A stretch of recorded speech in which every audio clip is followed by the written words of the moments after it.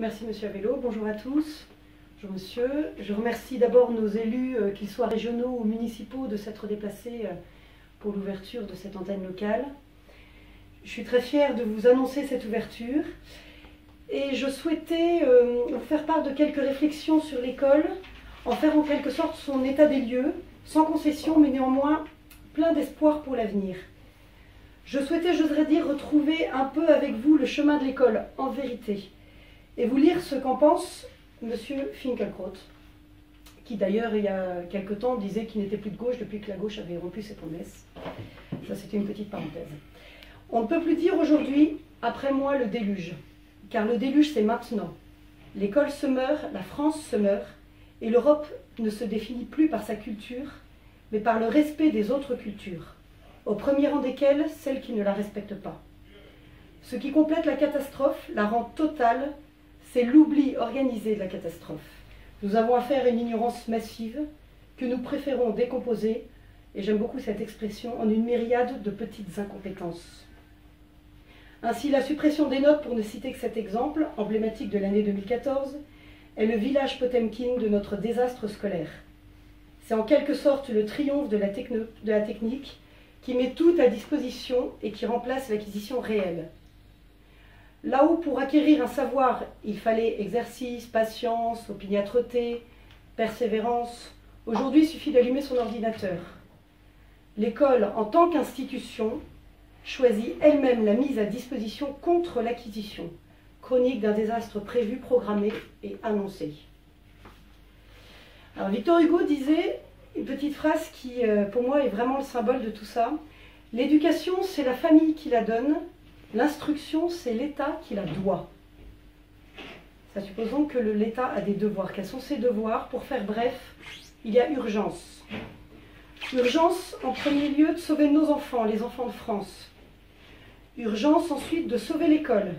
Car si l'on sauve l'école, précisément, on sauve la France. Urgence de redonner espoir à tant d'enfants qui, de l'école, n'attendent plus rien.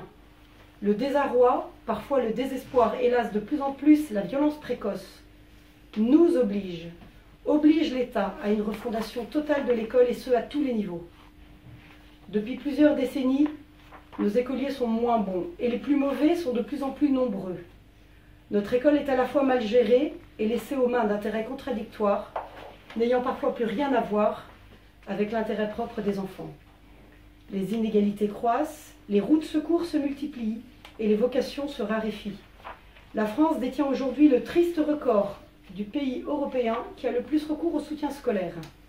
Les parents d'élèves dépensent, je crois que ça se chiffre en milliards au niveau français, pour ce fameux soutien scolaire. Devant ce constat, réapprenons à apprendre.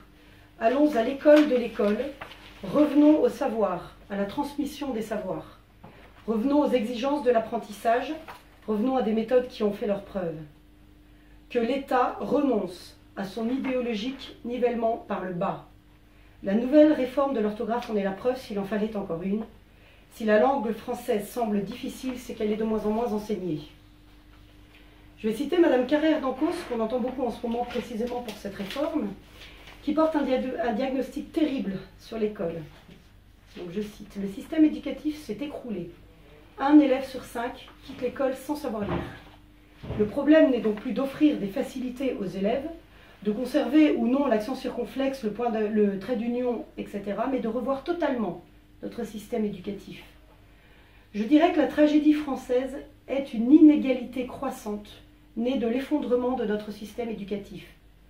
Ce dernier doit être reconstruit en fonction de cet impératif d'égalité. » Alors pour conclure, nous sommes évidemment conscients de l'immensité de la tâche qui s'offre à nous, mais nous sommes aussi et surtout certains de l'immensité de notre volonté de sauver l'école après s'être penchée à son chevet. Nous y arriverons, nous le devons à vos enfants, à nos enfants. Je vous remercie.